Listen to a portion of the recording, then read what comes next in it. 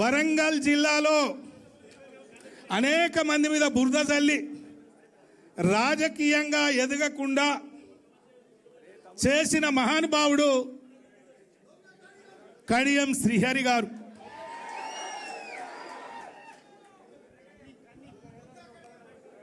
ఎన్నికల ముందు రేవంత్ రెడ్డితో ములాఖాత్ కుదుర్చుకొని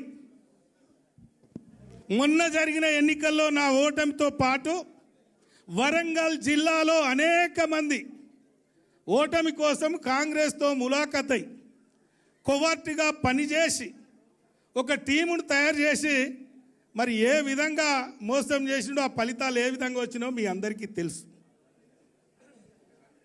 మరి ఇలాంటి దుర్మార్గులున్న పరిస్థితిలో పార్లమెంటు ఎన్నిక సందర్భంగా మేము ఒక నాయకుని శిక్షణతో ఒక క్రమశిక్షణంగా పనిచేసి రాజకీయాల్లో గ్రామాల్లో ప్రజల అభిమానాలు, కార్యకర్తల అభిమానాలు, నాయకుల అభిమానాలను మేము కొనియాడినాం, పొందినాం.